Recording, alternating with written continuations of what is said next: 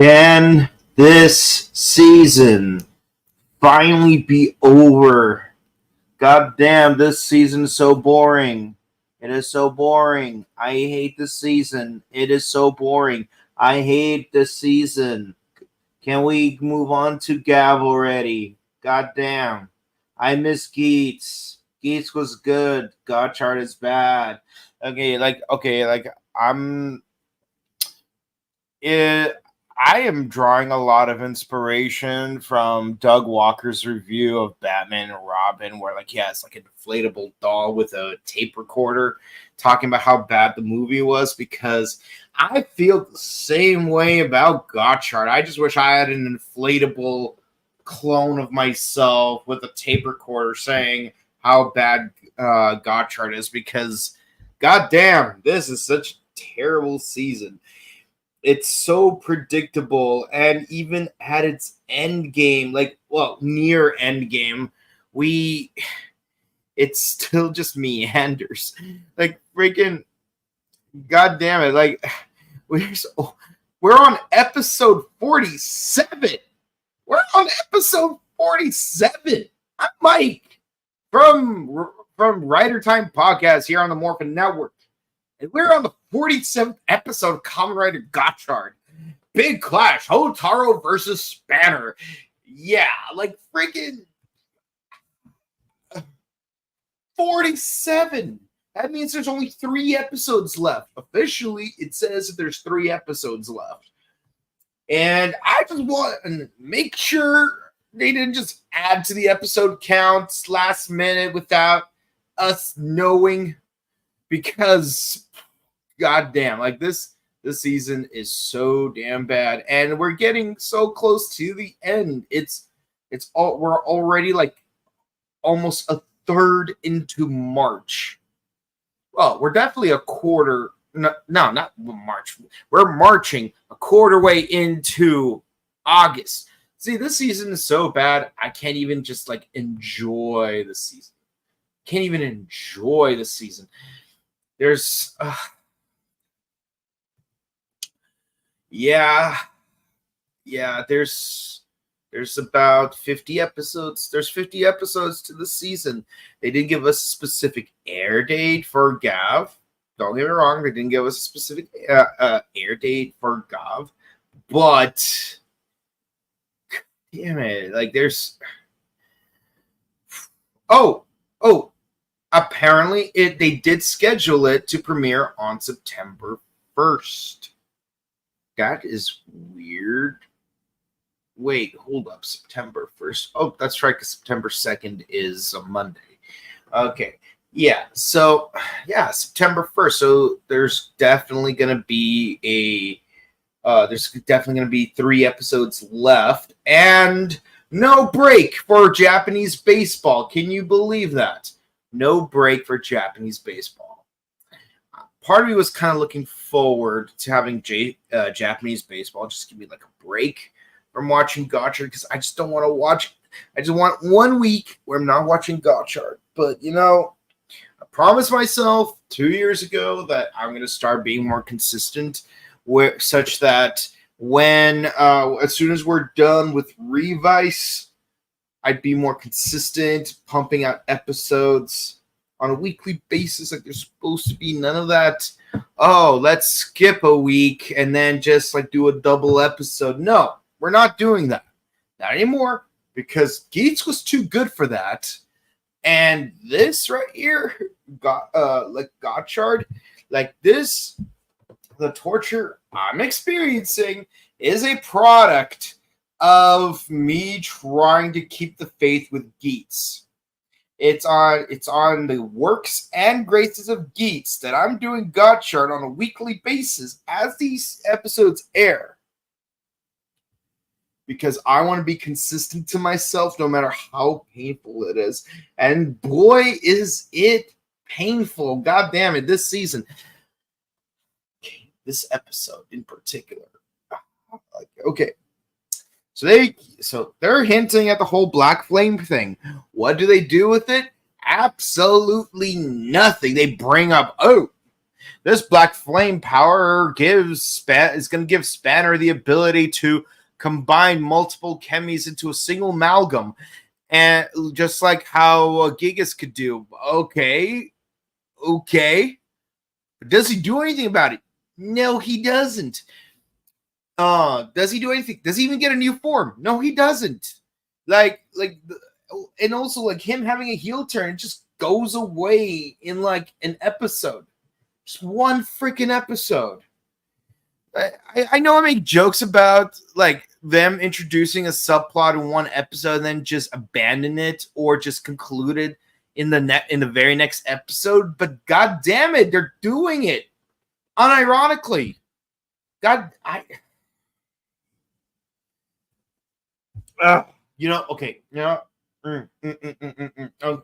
Okay, let's just go through each subplot. Okay, so Spanner tricks everyone into meeting him at the rooftop. They what's it called? They get trapped by 4 alchemists, but then Spanner just leaves after collecting all 101 chemies into a single deck. Oh look, all 101 chemies in a single deck. That is pretty cool because we never actually see that in the show until right now. And the context is dumb, and he leaves. But before that, Spanner gets confronted by Lachesis, and she's like, "What are you gonna do, Spanner?" Of course, he's just.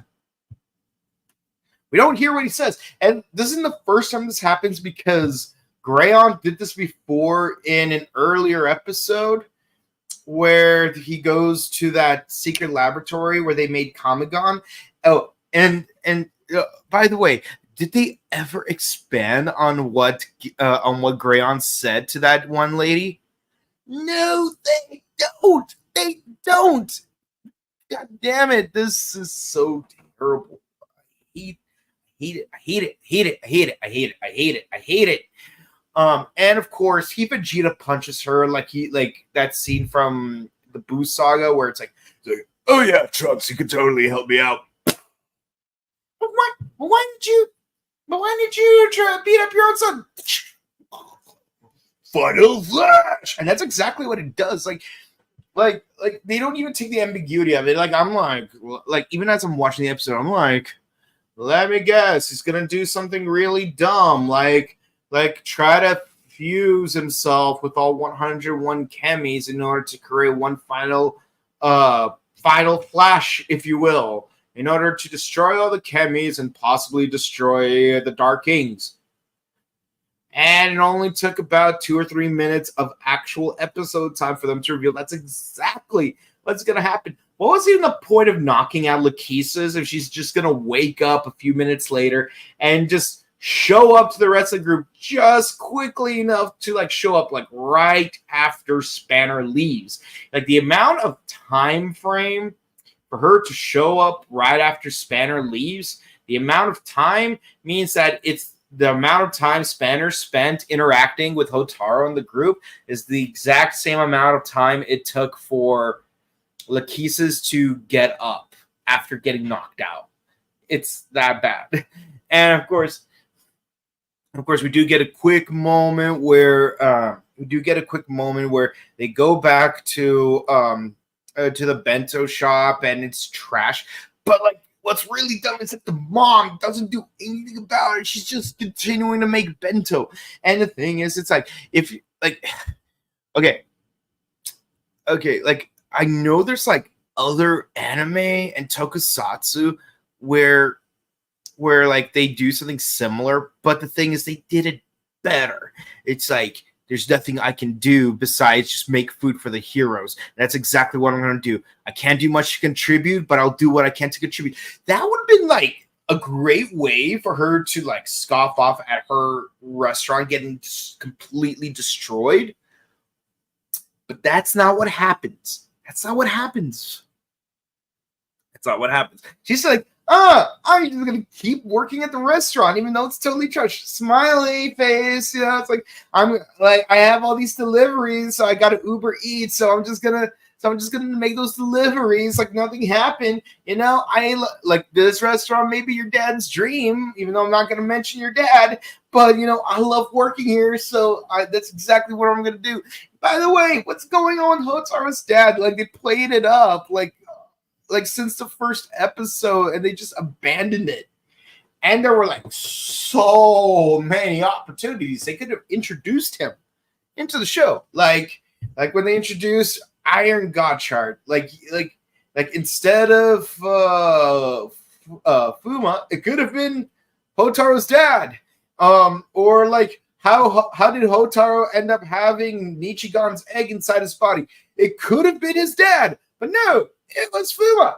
Like, and it's like, okay, you know what? You can make this so much easier and just say that Fuga was Hotaro's dad. Just like make it easier to us. Sure, it would be creepy that Hotaro and Rine would end up being siblings because they keep hinting that there might be some kind of a romance that has terrible chemistry. But like,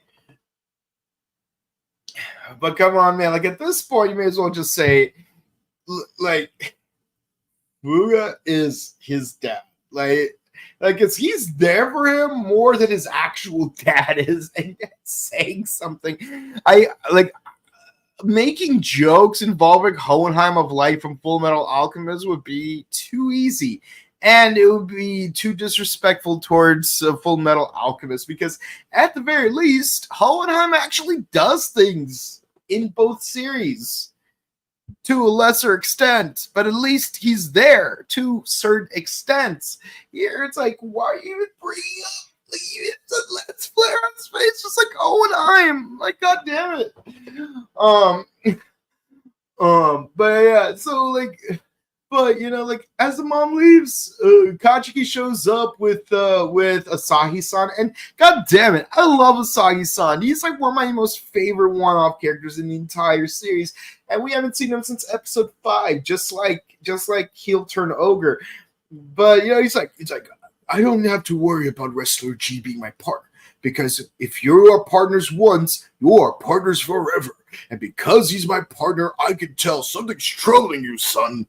And of course, like, God bless Asahi. Like, he deserves to be a Kamen Rider. Definitely a lot more than some of the other characters do. And given Kachiki probably does as well, but, you know, like, we're not going to do anything about it. So we just cut straight to Spanner trying to do a ritual where all these super-powered alchemists that incapacitated her team get easily knocked out from behind. Like, I could make a freaking Community reference from that G.I. Joe episode where it's like they pop from behind and then knock a bunch of guys out with rocks, and then they reuse the same animation. Like, that's exactly what it looked like. It's exactly what it looked like. So it's like, oh yeah, no, like we're gonna fight. And like, here's a part where like we hopefully get a new form for Spanner because of the Black Flame thing, but we don't. He just gets a bunch of mod ups and that we've seen in the past, and Hotaro struggles to defeat him as Ignition, and he fights him as Rainbow Gotchard. He defeats him with one final rider kick, and it's like, and also he remembers, as a kid, I wanted everyone to get along, including cats, dogs, birds and trees, and bumblebees, snails and whales, and whatnot, but it's like, god damn it. Spanner, you know, it's at this point that it occurs to me that Spanner is a goddamn boring character. He has potential to be awesome, but the thing is, it's just the edgy tinted glasses that make you, just like how in the new Crow movie, the only reason you could possibly enjoy it on your first viewing is if you have John Wick tinted glasses on. But the thing is, if you're a real Crow fan who's read the comics, watched all 4 movies, watched all 22 episodes of the TV show, and read even more comic books on top of that, like, you know, that's like, yeah, this movie kind of missed the point of the entire franchise. So much so, I'd rather watch Wicked Prayer again, and I hate goddamn Wicked Prayer. But yeah, no, Spanner is just that level of boring. And another thing that I feel distracted by is, and I've probably said this before, and I'm overdue to say it again, because this has been something I've been seeing for 20 plus episodes. I don't like Kamen Rider Spanner's design. Honestly, Valvared looks way cool. Like the original Valvared, like his I don't know, semi-amalgam looking thing looked way cooler than the actual Kamen Rider Valvared. And that's saying something because, Kamen Rider Valvared's costume design is all over the place. As I'm watching this fight, I'm just left not caring about this character. It is what it is. And of course, Banner D. Morse is Hotaro, I'm going to go my own way. You do you, boo-boo. And he walks off while his driver's destroyed. But they do get their chemis back, and they put a lock on it, no one's going to be able to get it without being electrocuted. Okay, but let's cut to what's really important about this episode. We cut to Galea, having what's her name, Atropos, wrapped up in red cloths, I guess. And Cloth was like, "What are you doing to my sister? I thought we were gonna be cool with her." No, you don't understand. Atropos is the crux to all of this.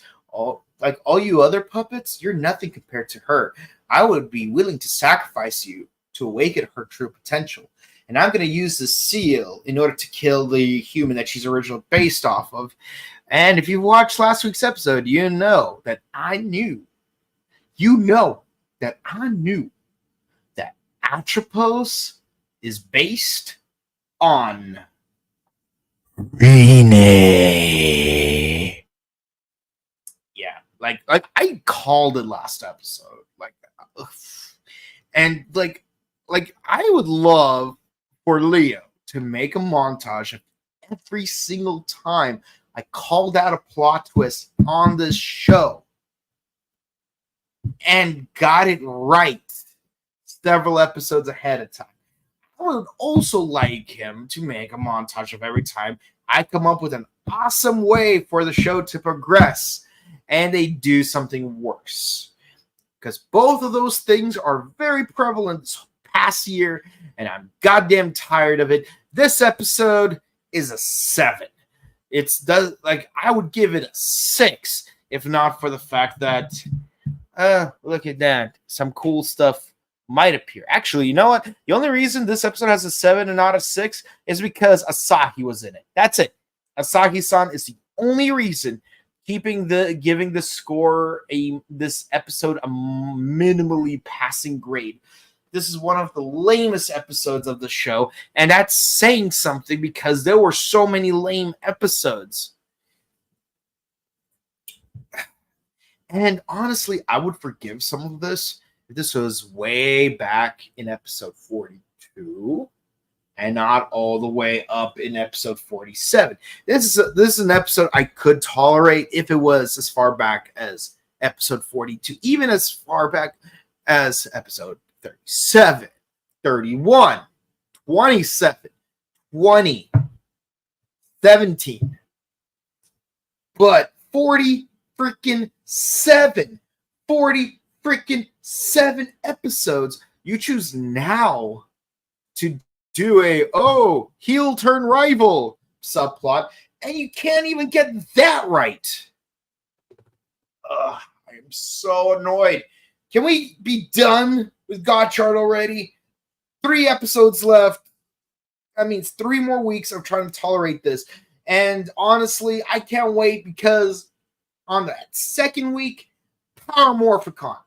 That's all I care about. Power Morphicon. That's the only thing I have to look forward to in the next 2 weeks.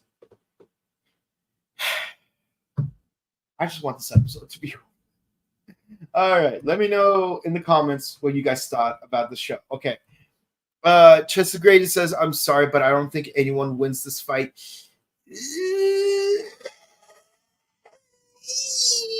Okay. Also, how dare you knock the keys? Again, Vegeta did it better. I was expecting his mom knew that he was an alchemist for a long time, but no, that conversation is on hold for some other. Yeah, no, I didn't even go into that conversation because it was just so poorly executed. And again, I'm gonna go do some Uber Eats while my house is being destroyed. Bro, I swear to God, if it turns like Hotaro's dad had better be mentioned in the next 3 episodes. The Philosopher's Stone had better be mentioned in the next 3 episodes. Oh, and by the way, yes, I know that freaking Rene is going to get her final form next episode. I just don't care at this point. I mean, like, as second rider, you'd think she would have gotten her final form sooner. But better late than never. Man, I would hate it if, like, this next episode will be, like, the actual plot-wise final episode. And the next 2 episodes, I've got episodes 49 and 50, are just going to be, like, a 2-episode filler, like in Revise. Because if you get rid of the filler with Jugo and Vice in Revise, technically, Jean got her final form on the very last episode involving the main villain, which is doing her dirty, but at least she got a final form. Like, we have a female Kamen Rider who has a final form, and now we have a female second rider, and like, she doesn't get her final form till like the near end of the show, really. I'll have to say this: if they ended up not giving her a final form, I would be really pissed. Not because of any like feminist or red pill type of like landmine conversations. Just like you do the girl dirty, because the one time a second rider does not have a final form since, let's see, since Hibiki. The first time since Hibiki for a second rider not to have a final form, it just happens to be female second rider. But so thankfully, yes. But also, this is her final form. Kind of reminds me of Daiji from Revise, where it's like, oh, it looks like his super powered form, but with a few black hints added to it. I'm gonna be honest, based solely on the helmet, yeah, I'm gonna go on a limb and say while it's very likely going to be like her and Atropos fusing together, I'm pretty sure it's just gonna take bits and pieces from Kamen Rider Win, just like slap them onto her. It's gonna look really bad, or at least over too decorated. Honestly, her base form, so far she only has 2 forms, and her base form is the superior of the 2. So, little disappointed. Very underwhelming second rider in terms of access to things. Okay. Thank goodness Gigas didn't show up to stop the fight. You'd think you would have. I'm glad that didn't happen, because it would have been too predictable. For Kyoko, she has no one to play with her chessboard. Also, I know that Lakisa is gonna like go off with her Valve Red Saber, but I'm gonna go on a limb and say, yeah, she's gonna die in the next 2 episodes because it would be too obvious. I want her to become human. I want Clotho to become human. I want Atropos to become human. But honestly, I feel like there's like nothing good going on with the Hades sisters. They were so great in the beginning of the series. They carried the first arc. So you'll know it's modeled after. Yeah, we all know that Atropos. Yeah, we figured that out. Too obvious. I wonder what Clotho's modeled after. Who knows? Who cares? Who is excited for Majade's final form? Again, I'm not. Not because I don't want her to have a final form. I'm just saying it's a little late for that, and it's just, it looked, from what little I've seen in the trailer, it looks over decorated. Yeah, did you watch the teaser for Gav? Yeah, a little bit. I'm gonna go into it next episode. And the press conference is on August 11th after Superhero Time. And yeah, that's part of the reason why I wanted to wait till next week to go into it, because because like I'd rather just like watch the entire press conference and then just like be able to go into that next week. Don't worry, Spanner will be back. I know, but I just don't care.